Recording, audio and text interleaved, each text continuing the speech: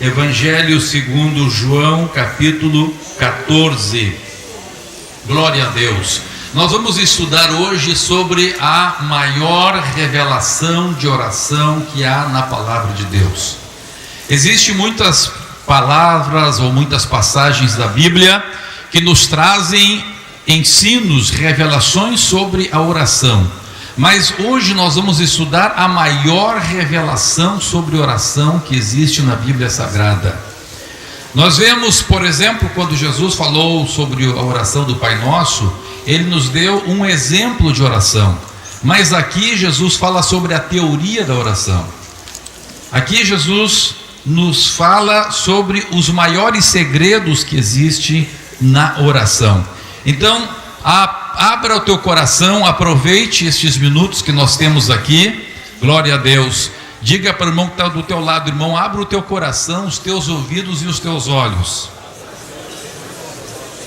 Abra o teu coração, os teus ouvidos e os teus olhos. É a maior revelação de oração que existe na palavra de Deus. São estes versículos que nós vamos ler aqui. Se você colocar em prática, a tua vida vai mudar radicalmente. Se você colocar em prática, você vai ver aquilo que eu tenho visto, e eu vou ver muito mais do que eu tenho visto também. Glória a Deus. Vamos ver o que diz a palavra de Deus. Evangelho de João, no capítulo 14 e no versículo 11. Crede-me que estou no Pai e o Pai em mim. Crede ao menos por causa das mesmas obras. Em verdade vos digo que aquele que crê em mim fará também as obras que eu faço, e outras maiores fará, porque eu vou para junto do Pai. E tudo quanto pedirdes em meu nome, isso farei, a fim de que o Pai seja glorificado no Filho. Se me pedirdes alguma coisa em meu nome, eu o farei. Se me amais, guardareis os meus mandamentos. E eu rogarei ao Pai, e Ele vos dará outro Consolador, a fim de que esteja para sempre convosco, o Espírito da verdade, que o mundo não pode receber, porque não vê, nem o conhece. Vós o conheceis, porque Ele habita convosco e estará em vós. Não vos deixareis órfãos, voltarei para vós outros. Ainda por um pouco, e o mundo não me verá mais, vós porém me vereis, porque eu vivo, vós também vivereis. Naquele dia vós conhecereis que eu estou no meu Pai, vós em mim, eu em vós. Aquele que tem os meus mandamentos e os guarda, esse é o que me ama. E aquele que me ama será amado por meu Pai, e eu também o amarei e me manifestarei a ele. Disse-lhe Judas, não Iscariotes: de onde procede, Senhor, que estás para manifestar-te a nós e não ao mundo? Respondeu Jesus: se alguém me ama, guardará a minha palavra, e meu Pai o amará, e viremos para ele e faremos nele morada. Quem não me ama não guarda as minhas palavras, e a palavra que estáis ouvindo não é minha, mas do Pai que me enviou. Isto vos tenho dito, estando ainda convosco. Mas o Consolador, o Espírito Santo, a quem o Pai enviará em meu nome, esse vos ensinará todas as coisas e vos fará lembrar de tudo o que vos tenho dito. Quem pode dar glória a Deus, diga glória a Deus.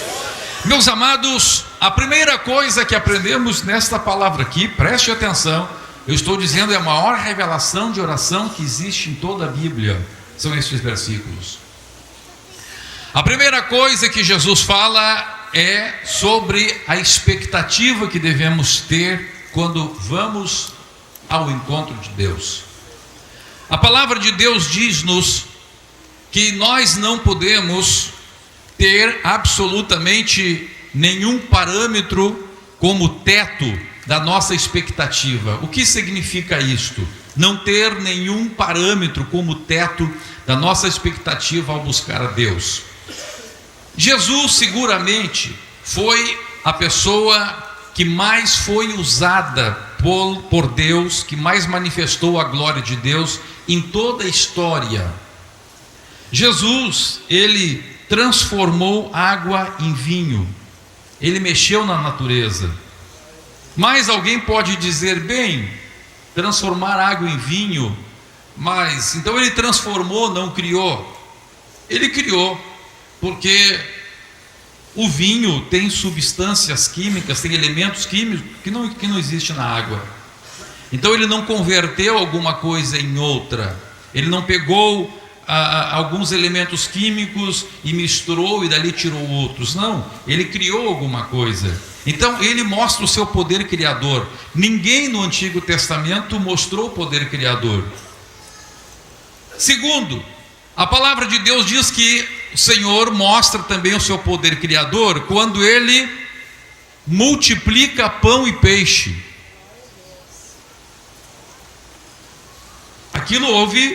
Naquilo ali houve criação, aquilo ali é criação. Não houve transformação. Na lei da física, ou nas leis físicas, nas leis químicas, não existe possibilidade de alguma coisa ser criada, tudo se transforma. Lavoisier dizia: nada se cria, nada se perde, tudo somente se transforma. Mas Jesus, ele criou. Se você pega 5 pães e 2 peixes e dali tira alimento para milhares de pessoas, você não está transformando, você está criando. Se Jesus, por exemplo, pegasse vinho e transformasse vinho em água, tudo bem, ele estaria transformando, ele estaria purificando o vinho, mas ele pegou o vinho, a água, e transformou em vinho. Agora veja, ninguém na terra fez coisas tão fantásticas e tão maravilhosas quanto Jesus. Mas este é o primeiro ponto da mensagem. Não ponha nenhum parâmetro para o teto da operação de Deus. Quando Jesus, ele quer falar para os seus discípulos de como que Deus se manifestaria para a igreja, Jesus não põe sequer ele mesmo como parâmetro, como teto, como limite daquilo que nós poderíamos ver. Ao contrário, ele põe aquilo que ele fez não como teto, ele põe aquilo que ele fez como mínimo, ele põe aquilo como piso. Ele diz: olha, vocês vão fazer pelo menos o que eu faço. Este é o meu projeto. Vocês vão fazer pelo menos o que eu faço. E Jesus disse: em verdade vos digo que aquele que crê em mim fará também as obras que eu faço. Isso é o mínimo. E ele continua dizendo: mas fará outras maiores. Aleluia. Agora, meus irmãos, como que a gente olha? Nós, quando vemos alguém sendo usado por Deus, a gente diz assim para Deus: Senhor, eu gostaria de ser usado como aquele irmão. Senhor, eu gostaria de ser usado como aquele pregador, como aquele pastor. Senhor, eu gostaria de ter um ministério semelhante ao que o irmão fulano, beltrano, o ciclano tem. Jesus está dizendo: está errado. Olhe para o que eu estou falando a meu respeito, diz Jesus. Eu estou dizendo para você que, no mínimo, este é o meu projeto para a igreja. No mínimo, vocês vão fazer o que eu fiz. Olha a cara de incrédulo desse povo, meu Deus.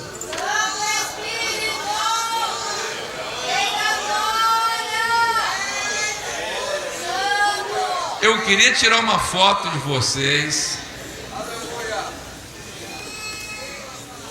e mostrar para vocês depois a carinha de incrédulo que vocês fizeram.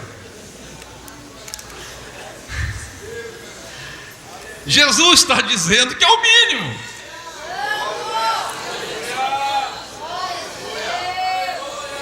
Mas como fazer para nos tirar dessa inércia?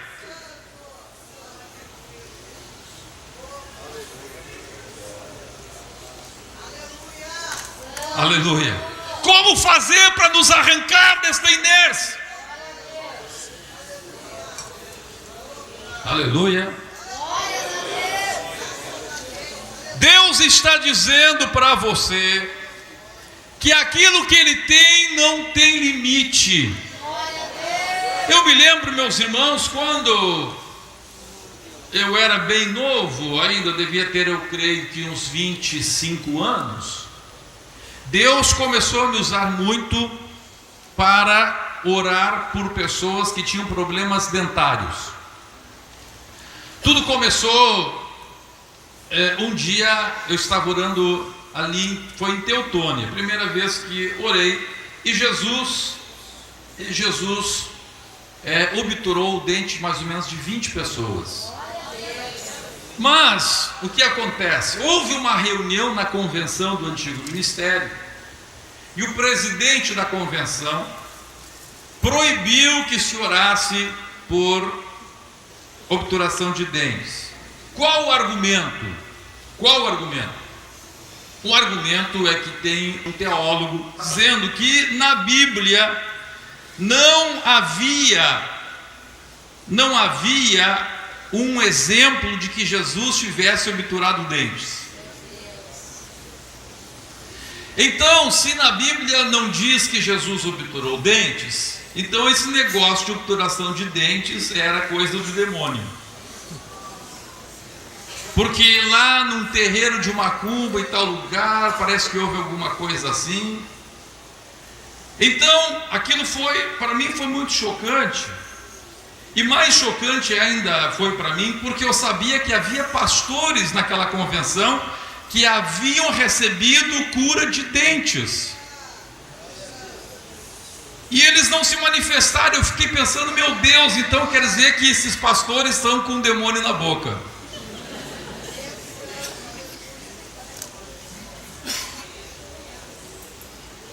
Que coisa terrível isso. Que coisa terrível quando o homem quer dizer não para Deus, usando a sabedoria, querendo limitar Deus na sabedoria humana. Aleluia, bendito seja o nome de Jesus. Então houve uma pressão, e aí eu parei de pregar aquilo, parei de orar. Mas logo em seguida, eu estava juntamente com a Ana em Frederico Westphalen, e uma senhora que havia chegado no culto no sábado, paralítica, Jesus a curou. E no domingo ela voltou na igreja. E aquela senhora era muito pobre, e quando ela voltou no domingo, ela já não veio sozinha. Ela veio com tanta fé que ela trouxe para mim 7 filhas. Ela tinha 7 filhas e trouxe para mim, para que eu orasse pelas 7 filhas. E qual era o problema das 7 meninas? Estavam com os dentes todos cariados. E eu fui orar por aquela menina e me lembrei da convenção. E naquela hora o Espírito Santo falou para mim: você sabe por que eles dizem que eu não obturo dentes? Porque eles têm dinheiro para pagar um dentista. Se eles tivessem a dor que essas meninas estão sentindo, eles iriam clamar para que eu fizesse alguma coisa. Eu pedi que a Ana abraçasse as meninas, elas abraçaram ali, e nós oramos, e Jesus obturou os dentes das 7 meninas para a glória do seu nome. Bendito seja o nome de Jesus. Eu lamento profundamente, meus irmãos. Eu creio que Deus se entristeceu comigo neste ponto, porque aquilo que acontecia rotineiramente comigo no meu ministério parou, porque eu cedi ao homem. Já pedi um montão de vezes perdão para Deus. Eu acho que Ele me perdoa, mas a semeadura tem a sua colheita. Eu estou colhendo hoje um deserto, porque ouvi o homem e não vi a Deus naqueles dias. Deus está dizendo na sua palavra, Deus está dizendo na sua palavra, que aquilo que Jesus fez é o piso, é o mínimo. Oh, bendito seja o nome do Senhor. E eu me lembro que naqueles dias que Deus começou a operar aquilo, eu orava muito, eu dizia: Senhor, faz coisas que eu nunca vi alguém fazer, Senhor, faz coisas. Eu me lembro que nós estávamos num grupo de jovens. O pastor Silvio estava junto nessa oração, ele está lembrando aqui, ele já adiantou, ele já se lembrou da oração. Eu estava dizendo: Senhor, dá dente novo, faz nascer dente, faz nascer cabelo em careca. E tinha um irmão careca que estava orando com a gente, ele gritou: mas em mim não, Senhor, que está bom assim, eu gosto de ter careca. Estragou a nossa oração aquele dia. Ele queria continuar sendo careca. Deus está dizendo para nós que aquilo que Ele fez é o mínimo. Oh, aleluia! Ele mostrou para nós o primeiro degrau da escada.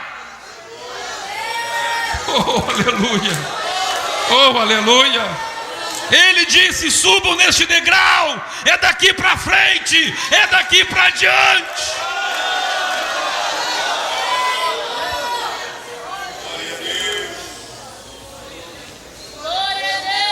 Bendito seja o nome de Jesus. Aleluia, aleluia. Mas como é difícil a gente passar deste degrau. Como é difícil até subir neste degrau. Este é o primeiro ponto que Jesus apresenta. A atitude que devemos ter quando entramos em oração. Se você não tiver esta atitude de entender que aquilo que Deus fez, que Jesus fez, é o mínimo e não o máximo, você já entra na oração perdendo. Você já entra na oração com a derrota. Você já entra na oração com o pé atrás. E isso vai impedir que você tenha aquilo que o pastor Cláudio falou, que você tenha fé. Você não pode olhar para o que acontece na vida dos outros. O que acontece na vida dos outros não é parâmetro. O que acontece na vida do teu pai, da tua mãe, da tua esposa, do teu marido não é parâmetro. O parâmetro mínimo é Jesus. Ele está dizendo: tu farás aquilo que eu fiz. Não olhe para o fracasso dos outros. Não olhe nem sequer para o teu fracasso. Deus não está dizendo: olhe para o teu passado, porque eu vou fazer mais do que eu fiz. Não, Ele está dizendo: olha para aquilo que eu fiz. O que eu fiz, tu farás, e farás obras maiores.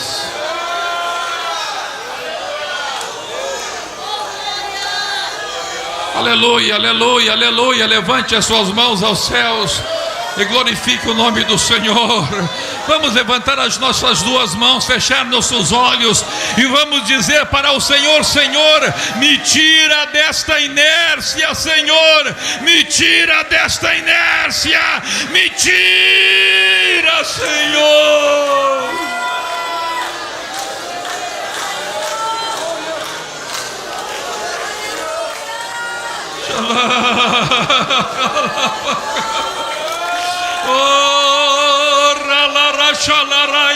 Comece a receber a revelação do Espírito Santo na tua vida. Comece a receber a revelação do Espírito Santo de Deus na tua vida. Comece a receber a revelação do Espírito Santo na tua vida. Comece a receber.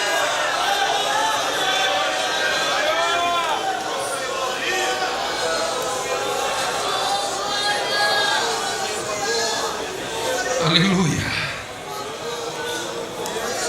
Glória a Deus. Glória a Deus. Glória a Deus. Glória a Deus. Glória a Deus. Glória a Deus.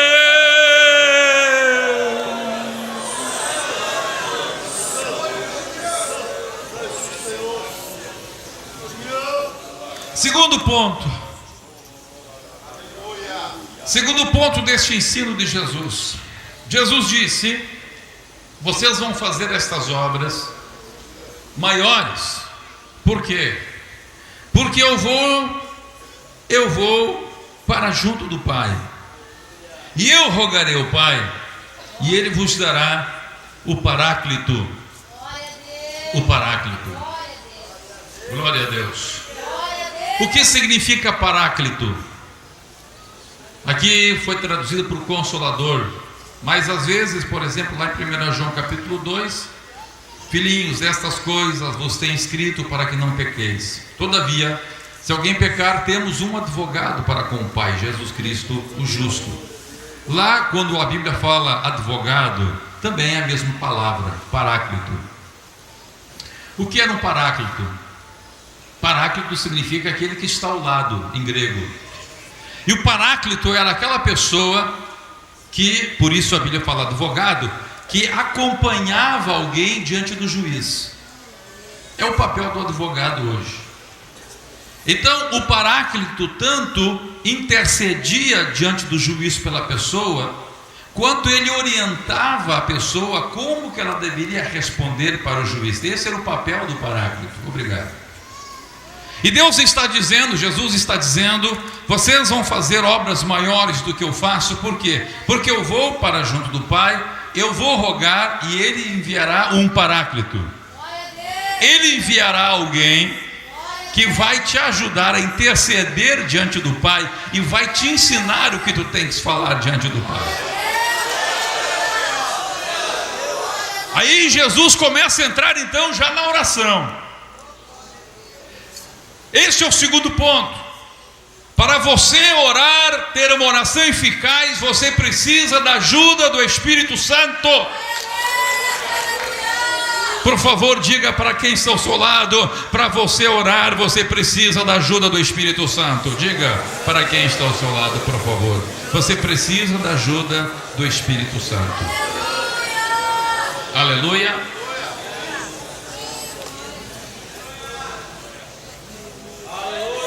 Em Romanos capítulo 8, verso 26, a Bíblia Sagrada diz que nós não sabemos orar como convém, mas o Espírito nos ajuda nessa nossa debilidade. Então veja, quem é que cura? Quem é que cura? Quem é que cura? Jesus. Quem batiza com o Espírito Santo? Quem salva? Quem perdoa? Quem reconcilia? Quem ajuda a orar? O Espírito Santo. Errado, peguei vocês. É o Espírito Santo. Então veja, tudo que nós vamos pedir a Deus, vamos pedir à Trindade, devemos dirigir ou ao Pai ou ao Filho. Mas tem um tipo de oração que nós devemos dirigir ao Espírito Santo. Qual é a oração que devemos dirigir ao Espírito Santo? A oração pedindo que Ele nos ajude a orar ao Pai. Oh, bendito seja o nome de Jesus. É Ele que nos ajuda. Ele é o Paráclito. Aleluia.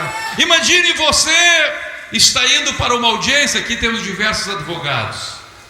Quando você vai para uma audiência, ou vai defender um advogado, ou vai defender um cliente melhor, qual é a primeira coisa que tem que fazer com o cliente? É o quê? É conversar. Como é que você vai para uma audiência sem primeiro conversar com o advogado? Doutor, como é que eu devo abordar a situação? Às vezes, conforme a maneira como você fala o negócio, você estraga tudo, você torna a tua verdade até uma coisa que parece mentira. Então, é isso que devemos fazer. Devemos orar, pedir ao Espírito Santo. Nós temos este companheiro, este Paráclito, que o Senhor enviou justamente para isto. 1 Coríntios capítulo 2, verso 9, diz assim: aquilo que o olho não viu,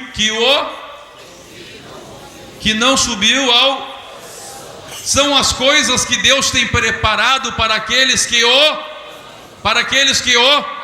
Mas continua o verso 10 dizendo: mas o Espírito Santo se nos revelou. O Espírito Santo vai te revelar. Esta é a função, é uma das mais importantes funções do Espírito Santo. Agora, como é que a maior parte dos crentes faz? Eles chegam e começam a despejar a oração. Dobra os joelhos e começa a despejar. E daqui a pouco ele diz assim: Pastor Humberto, eu não tenho mais palavra para orar. Sabe por que você não tem palavra para orar? Porque está te faltando a ajuda do Paráclito. Você não conversou com ele. Não é ele que está te orientando na oração. Aí você fala um monte de coisa igual um papagaio, e alguns repetem a mesma oração, né? Tudo bem, tem até tipos de oração que a gente repete sempre a mesma coisa. Eu, por exemplo, quando vou orar pelos alimentos, eu faço sempre a mesma oração, porque é uma oração de agradecimento, não é isso? Mas se não é agradecer pelo alimento, eu tenho que primeiro conversar com o meu Paráclito. Oh, aleluia! Espírito de Deus, estou chegando na presença da Trindade, estou chegando na presença do Pai, do Filho e do Espírito Santo, pelo vivo caminho aberto pelo sangue derramado na cruz do Calvário pelo meu amado Jesus. Espírito, tu foste enviado ao Pai, pelo Pai, a rogo de Jesus, para me auxiliar a orar. Eu não sei orar como convém, mas tu fostes enviado para me ajudar. Me revela, me toma pela mão agora, Espírito Santo, nesses próximos minutos. Aleluia, nestes próximos momentos, Espírito de Deus, me ajuda, me toma nas tuas mãos. Oh, Espírito de Deus, tu vieste glorificar o nome de Jesus, glorifica o nome do Filho na minha vida. Espírito Santo, me conduz a uma oração, não para os meus próprios interesses, me conduz a uma oração não egoísta, mas me conduz a uma oração que glorifique o nome do Filho. Espírito de Deus,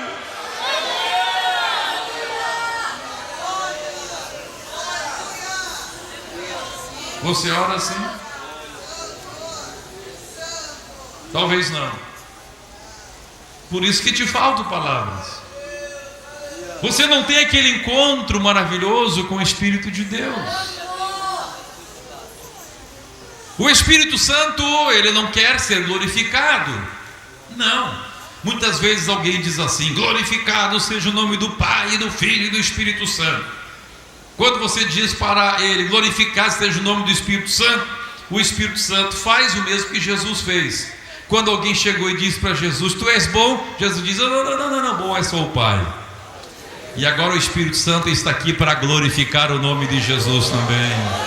Glória a Deus. Ele quer glorificar o nome de Jesus na tua vida. Bendito para sempre seja o nome do Senhor. Mas Ele quer te ajudar a orar. Ele quer ter comunhão contigo. Ele quer que você sinta a presença dEle primeiro. Ele quer te orientar na oração. Glória a Deus. Terceiro ponto que Jesus ensina aqui. Jesus faz uma diferença entre autoridade e legitimidade. Vamos dizer juntos? A diferença entre autoridade e legitimidade. Vamos lá, 1, 2, 3. A diferença entre autoridade e legitimidade. Pastor Humberto, o que significa isso? O senhor está falando grego para mim. Já vou traduzir do grego para o português então. Jesus falou que no mundo espiritual acontece mais ou menos semelhante ao que acontece no mundo material, no mundo físico. Veja, irmão Enéas, só pode ficar em pé, por favor? Eu pergunto, o senhor tem autoridade para chegar diante de um juiz e fazer uma petição em seu próprio nome, chegar diante do juiz e dizer: olha, doutor, eu quero isso, eu quero aquele terreno é meu. O senhor tem esta autoridade ou não? Não tem. Por que o senhor não tem essa autoridade? Porque o senhor não é advogado. O senhor poderia ser estudante de direito, mas não teria autoridade. O senhor poderia ser formado, graduado em direito, não teria autoridade. Só vai ter autoridade quando passar no exame da Ordem dos Advogados do Brasil. Aí o senhor vai ter autoridade. Se o senhor vê um criminoso matando outra pessoa, o senhor tem autoridade para denunciar e pedir que aquele homem vá para a cadeia diante do juiz, sim ou não? Também não tem. Só teria essa autoridade se, além de ser graduado em direito, o senhor fosse um promotor público. Quantos entenderam isto? Isto é a autoridade. Quem tem esta autoridade diante de Deus, de fazer petições diante de Deus? Quem tem esta autoridade? Jesus explicou aqui que é aqueles que o amam. O que é que me dá autoridade diante de Deus? Amar a Deus. Jesus disse: se vocês me amarem, então eu vou me manifestar para vocês. Eu e o Pai vamos nos manifestar para vocês. E quem são os que me amam? Os que guardam a minha palavra. Isto é autoridade. Agora, legitimidade. Vamos ver o que é legitimidade. O que é que dá legitimidade para o advogado postular alguma coisa diante do juiz? O que é que dá legitimidade? Pode sentar. O que é que dá legitimidade para o promotor público pedir a condenação, a cadeia para alguém? O que é que dá legitimidade para o juiz, que também é autoridade para julgar? Mas o que é que dá legitimidade para o juiz dizer: essa pessoa vai passar 20 anos na cadeia? O que é que dá legitimidade para o juiz dizer: esse terreno vai sair da posse dessa pessoa e vai passar para a posse dessa pessoa? Um advogado já disse aí. O que é que dá legitimidade? A lei. É a lei. De nada adianta o juiz dizer assim: eu sou autoridade, então julgo que o fulano de tal é culpado e merece essa cadeia, tantos anos de cadeia. Se o juiz fizer isto, a sua sentença será nula. Será nula.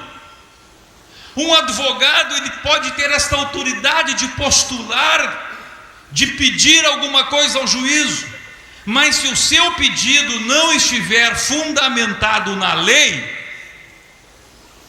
ainda que ele tenha autoridade, o seu pedido não tem legitimidade.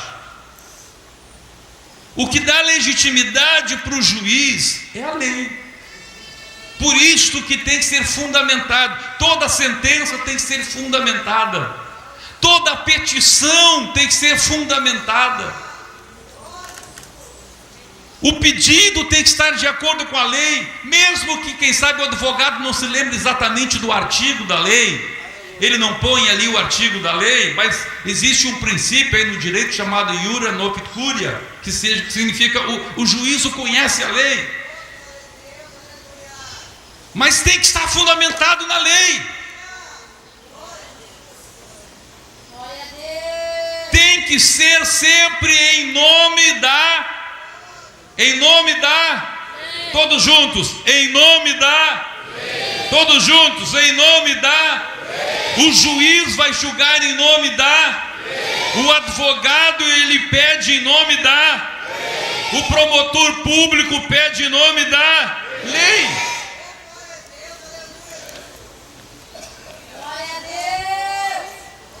Glória a Deus.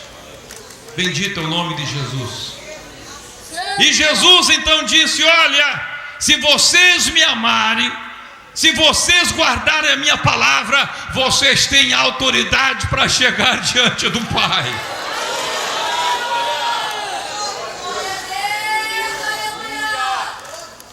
Mas vocês não têm legitimidade de pedir coisa em nome de vocês. Vocês não têm nenhuma legitimidade para pedir o que vocês querem. Não. Porque quem pagou o preço não foi vocês. Quem pagou o preço foi o Filho. Quem morreu foi o Filho. Vocês podem ser curados pelas suas feridas. Vocês podem receber aquilo que vocês vão receber, não pelos vossos méritos, mas vocês tudo vão receber em nome do Filho. E quem é o Filho? E quem é Jesus? A palavra, Ele é o Verbo. Ele é o Verbo. Ele é o Verbo. No princípio era o Verbo, e o Verbo estava com Deus, e o Verbo era Deus, e o Verbo se fez carne e habitou entre nós.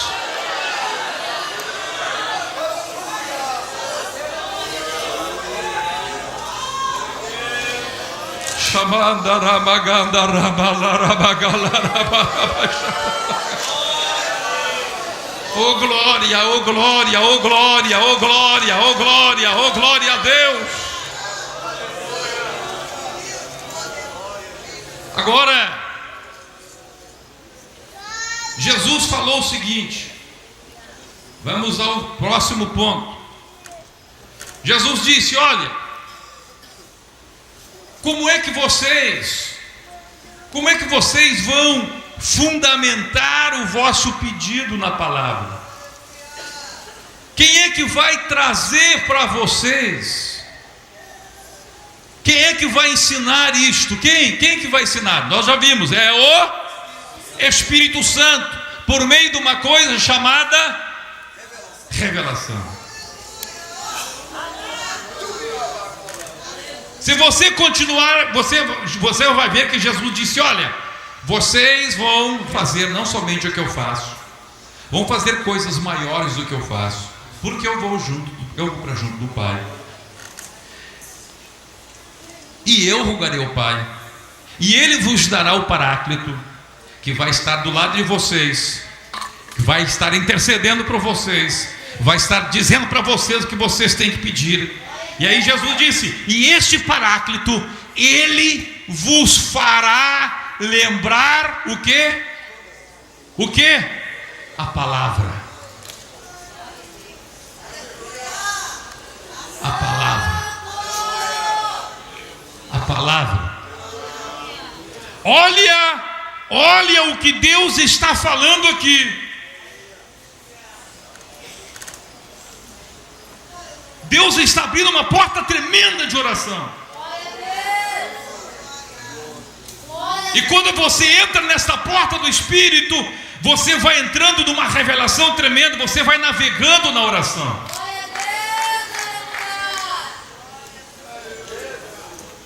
É uma pena que a hora corre tão depressa.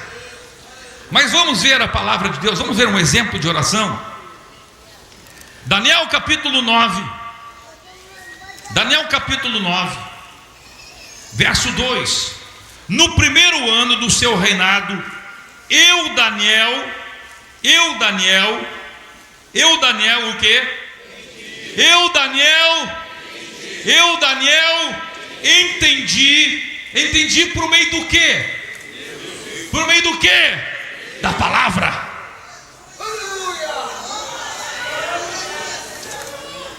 palavra. Me veio a revelação da palavra. Que palavra? Jeremias, capítulo 25, verso 11. Toda esta terra virá a ser um deserto e um espanto. Estas nações servirão ao rei da Babilônia 70 anos. 70 anos. Veja, e de repente Daniel recebe essa revelação da palavra. Daniel está lendo a palavra, lendo a profecia de Jeremias, e de repente ele chega lá, 70 anos. Senhor, acabou o tempo. Senhor, são 70 anos. Deus, olha aqui a tua palavra. Deus, olha aqui a tua promessa.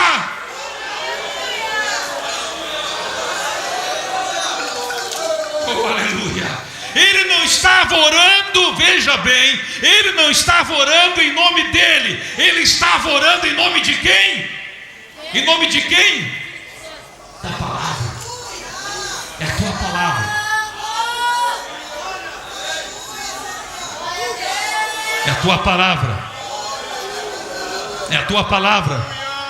Deus diz: a minha palavra não volta para mim vazia. Sabe por que não acontece nada na tua vida? Porque a palavra de Deus para ti não volta para ele. Mas Daniel abriu a palavra e disse: Senhor, a palavra veio por meio de Jeremias, mas está voltando a ti por meio de mim.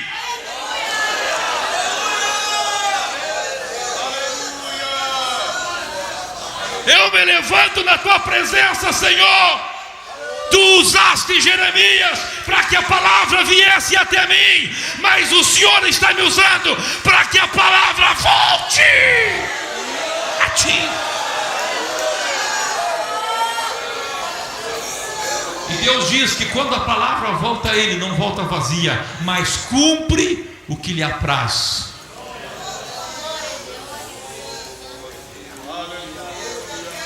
O que Deus quer que você faça quando ora? Que você use a palavra dele. Oh, aleluia. Oh, glória a Deus. Olhe as grandes orações da Bíblia. Olhe para as grandes orações da Bíblia. Eles se colocavam na presença de Deus e começavam a falar para Deus a palavra de Deus. Oh, Senhor, tu fizeste isso, tu fizeste aquele outro. Senhor, tu disseste isto. Senhor, os teus mandamentos disseram assim, assim, assim, e nós fizemos desse jeito, e desse jeito, e desse jeito. Olha, depois em casa você pode ler todo o capítulo 9. Nós vemos que agora Daniel chega na presença de Deus e diz: Senhor, eu entendi a tua palavra. Senhor, eu entendi a tua revelação. Senhor, olha aqui a tua palavra. Olha a tua palavra. E ele começa a se humilhar. É uma pena que não temos tempo para ler este capítulo. É fantástico este capítulo. Ele começa a se humilhar, derramar o seu coração, lembrar a Deus os mandamentos que Deus havia dado. Lembrou a Deus a desobediência, a rebeldia do seu povo. E ele se humilha. Ele vai se humilhando. Ele vai rastejando na presença de Deus. Ele vai levando diante de Deus a palavra. E chega no versículo 20 de Daniel capítulo 9. Falava eu ainda, e orava, e confessava o meu pecado, e o pecado do meu povo de Israel, e lançava a minha súplica perante a face do Senhor, meu Deus, pelo monte santo do meu Deus. Falava eu, falava ainda na oração, quando o homem Gabriel, que eu tinha observado na minha visão no princípio, veio rapidamente voando e me tocou na hora do sacrifício da tarde. Quem pode glorificar o nome do Senhor? É isso que Deus quer. Oh, glória a Deus! Oh, glória a Deus! Oh, glória a Deus! É mais ou menos assim. Deus quer que você fale para Ele. Aleluia. Daniel disse: falava eu em oração. Tem gente que não fala em oração, é só uma decoreba, ele não conversa com Deus. Interessante que Daniel não disse assim, eu orava, tampouco disse eu falava, ele disse eu falava em oração, eu conversava com Deus em oração. A minha oração, está dizendo Daniel, é uma conversa com Deus. Aleluia. Eu começo a apresentar para Deus o que veio dele para mim e agora está indo de mim para Ele. A palavra não vai voltar vazia. Agora, meus irmãos, Jesus falou algo tremendo. Jesus disse: vocês vão fazer as obras maiores do que eu fiz, porque eu vou para junto do Pai. O Pai enviará o Consolador, e Ele então, na vossa oração, Ele vos fará lembrar. Ele vos fará lembrar. Ele não ensina, Ele lembra. Ele não diz, Ele lembra. Agora, como é que Ele vai te lembrar de coisa que você não lê? Você não lê a Bíblia. Você não gosta de estudar a revista da escola bíblica. Você tem pavor de ler. Você gosta só de ver videozinho no WhatsApp. Mas ler que é bom, não quer. Deus está te chamando para ler. Deus está te chamando para conhecer. Leia a Bíblia. Há muitos programas aí de leitura anual da Bíblia. Quase todas as Bíblias, na parte de trás tem um programa anual para ler a Bíblia. Por que você não lê a Bíblia? Num ano você lê a Bíblia. Vai marcando cada dia com X. Ali na Ramo da Videira tem isso. Você pode ler toda a Bíblia num ano. E aí você dobra os joelhos e diz: Espírito Santo, eu não sei orar como convém, mas o Senhor me ajuda. Espírito de Deus. E você entra naquela comunhão com o Espírito. Aí você faz como Daniel: Senhor, eu estou aqui. Porque o que o Espírito Santo faz? Ele convence o homem do quê? Do pecado. Quando você começa a oração pedindo a ajuda do Espírito Santo, a primeira coisa que ele faz é te mostrar os teus erros. Primeira coisinha que ele faz. E você vai começar a se arrepender. E você vai começar a fazer como Daniel: Senhor, nós erramos, o meu povo errou. A ti pertence a misericórdia, a mim pertence o coragem de vergonha. Eu estou envergonhado, eu estou apavorado, Senhor. Eu estou desesperado com o meu erro. Meu Deus, tem misericórdia. E o Espírito Santo vai te convencendo. E o sangue de Jesus vai te lavando. E o sangue de Jesus vai te purificando. Bendito seja o nome do Senhor. E a partir do momento que você é purificado, você então tem autoridade. Porque aí até as coisas erradas que você fez são apagadas. Então a purificação do teu pecado te traz autoridade. E agora o Espírito começa a te levar na palavra. Tu começa a navegar na palavra. Aleluia. Daqui a pouco tu está pregando. Às vezes eu vejo os irmãos aqui orando. Tem irmão aqui que prega. Oh, glória a Deus. Deus vai dando revelação tremenda. Aleluia. Eu quero dizer para os irmãos, eu já recebi até mensagem de Deus ouvindo a oração dos irmãos aqui, porque eu vejo que é o Espírito Santo que está dando revelação naquela oração. Bendito seja o nome do Senhor. Aquele irmão começou a orar, ele nem sabia onde é que ia chegar, mas é o Espírito Santo que vai revelando coisa profunda. Bendito seja o nome do Senhor. Vai revelando coisa profunda na oração. É o Espírito. Ele ele vai fundamentando a oração na palavra. É como um advogado que vai dizendo para o juiz: doutor, excelentíssimo senhor juiz, aconteceu isto, mas a lei diz isto, Senhor, aconteceu isto, e a lei diz isso. E o juiz vai lendo. Quando chega no final da petição, o juiz bate a mão e diz assim: está julgado, procedente. Assim acontece quando o Espírito Santo nos leva. Nós vamos mostrando ao Senhor a sua palavra. Senhor, lembra da tua palavra. A tua palavra diz, a tua palavra diz, a tua palavra diz, a tua palavra diz. A palavra está voltando para Deus.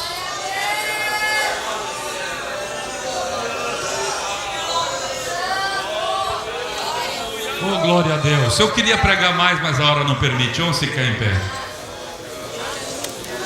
Quem quer convidar o Espírito Santo para te ajudar a orar?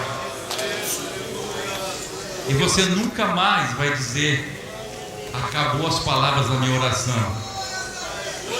Enquanto tiver na revelação, enquanto tiver no óleo, enquanto tiver Bíblia na tua cabeça, a oração não para. Sai do teu lugar e vem aqui na frente, você que quer ter experiência com Deus, você que quer pedir a ajuda do Espírito Santo. A Bíblia diz que quem levou Jesus para o deserto para orar e jejuar? Quem é que foi que levou Jesus para o deserto? Quem? Quem é que levou Jesus para o deserto para orar e jejuar? Quem foi que levou Jesus para o deserto para orar e jejuar? Todos juntos, 1, 2, 3. Se Jesus precisou do Espírito Santo, você acha que vai sozinho?